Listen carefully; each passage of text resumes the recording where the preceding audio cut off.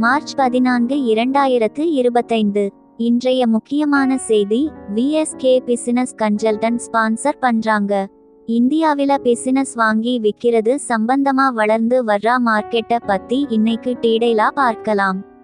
இந்தியாவோட பொருளாதார வளர்ச்சி மாதிரியே இந்த துறையும் ரொம்ப வேகமா வளர்ந்துக்கிட்டு இருக்கு. பல விதமான தொழில்கள்ல நிறைய வாய்ப்புகள் இருக்கு. ஆனா இதுல சொல்ற விஷயங்கள் எல்லாம் தெரிஞ்சுக்கிறதுக்காக மட்டும்தான். இத வச்சு நீங்க பைனான்ஸ் சம்பந்தமா எந்த முடிவும் எடுக்காதீங்க. மார்க்கெட் வளர்ச்சிக்கான காரணங்கள். இந்தியாவோட பொருளாதாரம் நல்லா வளர்றது, நிறைய பேர் தொழில் தொடங்க ஆர்வம் காட்டுறது, அரசாங்கம் நிறைய திட்டங்கள் கொண்டு வர்றது, இதெல்லாம் தான் இந்த மார்க்கெட் வளர காரணம். Start up India, make in India மாதிரி திட்டங்கள் நிறைய பிசினஸ் ஆரம்பிக்கவும் வளரவும் ஹெல்ப் பண்ணுது.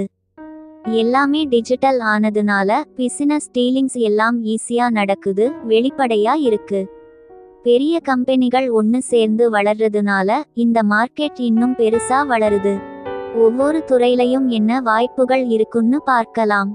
சில்லறை வணிகம், ரீட்டெயில் செக்டர். நிறைய பேர் கிட்ட காசு இருக்கு, நடுத்தர மக்கள் அதிகமாயிட்டாங்க. அதனால சில்லறை வணிகம் ரொம்ப வேகமா வளருது. ஆன்லைன் ஷாப்பிங், பெரிய கடைகள் எல்லாம் நிறைய வாய்ப்புகளை கொடுக்குது. துணி, சாப்பாடு, எலக்ட்ரானிக்ஸ்னு நிறைய விஷயங்கள்ல பிசினஸ் வாங்கலாம். நல்ல லொகேஷன், பிராண்ட் பேரு ஆன்லைன்ல நல்லா இருக்கான்னு பார்க்கணும். மொத்த வணிகம், ஹோல்சேல் செக்டர். தயாரிப்பாளரையும் கடைக்காரரையும் இணைக்கிறதுதான் மொத்த வணிகம். எஃப்எம்சிஜி, துணி, விவசாயம் இந்த மாதிரி துறைகள்ல நல்ல டிஸ்ட்ரிபியூஷன் நெட்வொர்க் தேவைப்படுது. ஸ்டாக் எப்படி இருக்கு, லாரி வசதி, சப்ளையர் கூட நல்ல உறவு இதெல்லாம் முக்கியம். உற்பத்தி துறை, மேனுஃபேக்சரிங் செக்டர்.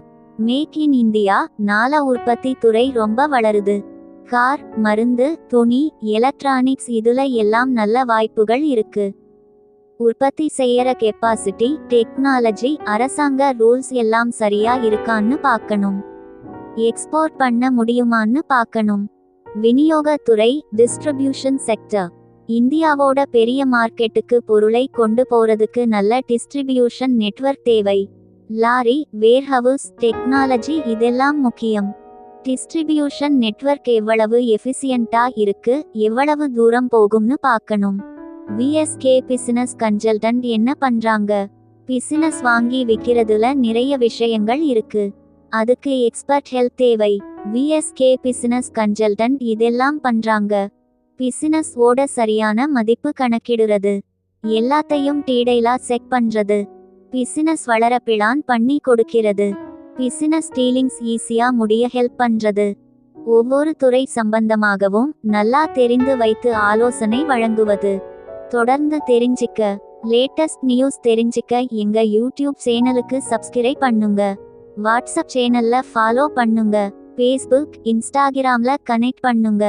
இந்திய பிசினஸ் மார்க்கெட். இந்திய பிசினஸ் மார்க்கெட்ல நிறைய வாய்ப்புகள் இருக்கு.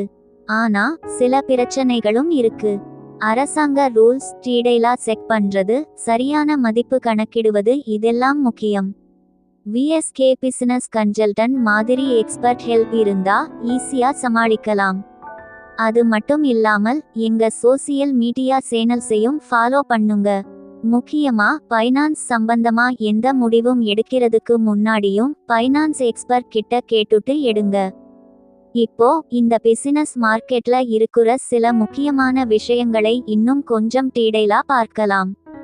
பிசினஸ் மதிப்பீடு, பிசினஸ் வேல்யூவேஷன் ஏன் முக்கியம்?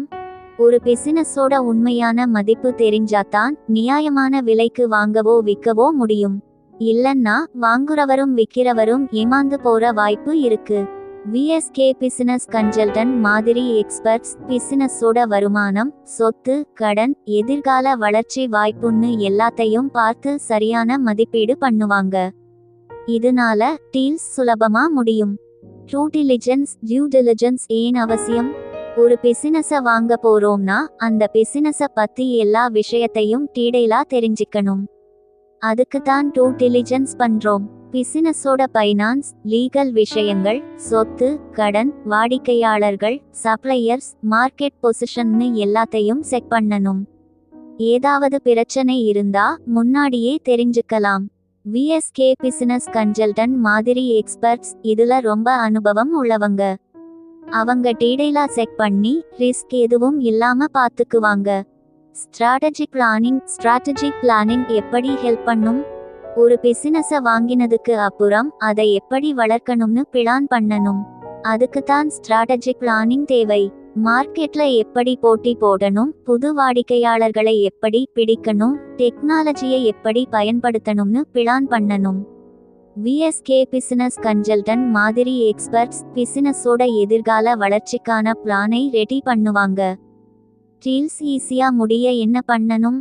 பிசினஸ் வாங்கும்போது விற்கும்போதும் நிறைய லீகல் விஷயங்கள் இருக்கும். அது எல்லாத்தையும் சரியா பண்ணணும்.